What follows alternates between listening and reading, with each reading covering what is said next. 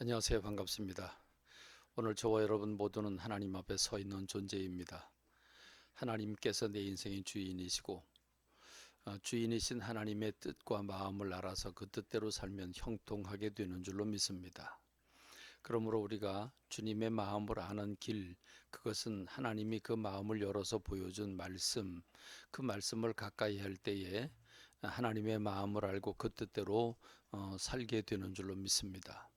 오늘 우리가 하루에 성경을 한 장, 두 장 읽어서 성경을 통독하는 성경 통독 프로그램에 이 방에 찾아오셨습니다.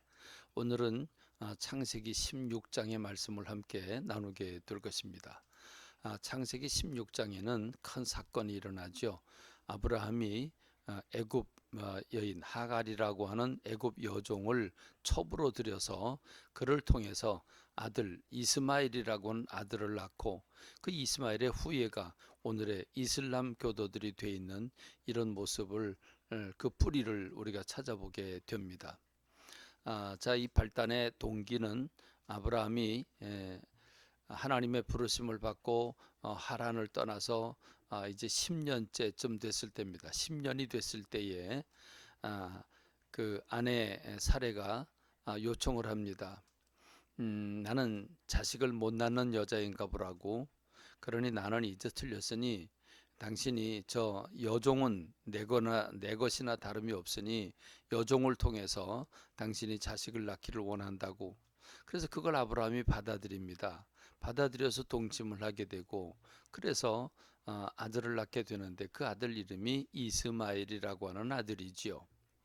그렇습니다.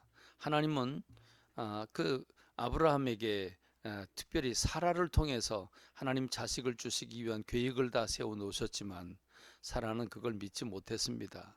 아브라함이 또 그 부인이 잘못된 선택을 하면 그걸 막았어야 되는데 그걸 막지 않고 받아들입니다.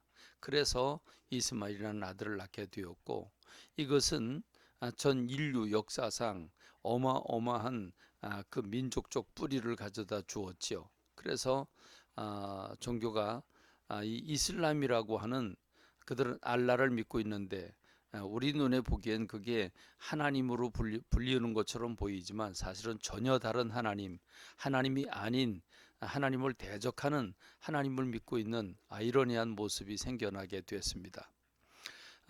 그 사라를 통해서 얻은 이삭의 후손이냐 또는 애굽 여인 하갈을 통해서 얻은 이스마엘이냐에 따라서 전혀 다른 결과가 인류 역사상 펼쳐지게 된 겁니다.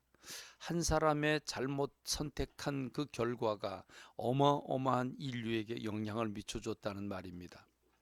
여기서 우리는 잠깐 아브라함의 신앙의 족적을 살펴볼 필요가 있습니다. 12장에 보면 하나님의 부르심을 받고 떠나갔지만 가뭄이 찾아옵니다. 기근으로 말미암아 짐승들이 죽어나가자 그 아브라함은 애굽 땅으로 가서 부인을 뺏길 뻔한 큰 위기를 만나게 됩니다. 그런가 하면 그 다음 사건은 조카 롯과의 갈등 관계입니다. 그 목자들이 서로 다투어서 갈라서게 되는 일이 성경에 소개되고 있죠. 그게 13, 14장입니다. 15장에 보면 하나님께서 아브라함에게 자식을 주신다고 나는 네 방패고 상급이라고 말하지만 그런 걸 받아들이지 못하게 되는 불신의 모습을 볼 수 있게 됩니다. 그리고 이제 16장 바로 사라가 이렇게 그 애굽 여종을 첩으로 불러들여서 그를 통해서 이스마엘을 낳는 사건인데 이 신앙의 여정을 지금까지 것만 쭉 살펴보면 하나님의 부르심을 받고 하나님의 뜻대로 산다고 하는 것 쉽지 않습니다. 한마디로 말하면 수많은 위기와 어려움이 찾아오게 되는데 그 위기의 첫 번째는 물질이었습니다. 그러니까 기근으로 말미암아 물질적인 어려움이 찾아오게 되니까 그 물질 때문에 그는 넘어지게 되는 어려움이 왔죠. 두 번째는 인간관계입니다. 조카 롯과의 관계죠. 인간관계가 신앙을 넘어뜨릴 수 있다는 사실을 우리가 기억해야 되는데 아브라함이 지혜롭게 해결을 하죠. 너는 좌해라 나는 우하겠다. 네가 우하면 내가 좌하겠다. 이래서 복을 받는 아브라함의 모습을 보죠. 그런가 하면 불신입니다. 그 불신이 하나님이 하신 말씀 믿지 못하고 경거망동했지만 하나님께서 보호하시고 맹약 언약을 시켜 주심으로 말미암아 신앙을 자라게 하는 모습을 볼 수 있습니다. 그리고 이제 하갈을 통해서 이스마엘을 얻은 것인데 인간의 생각입니다.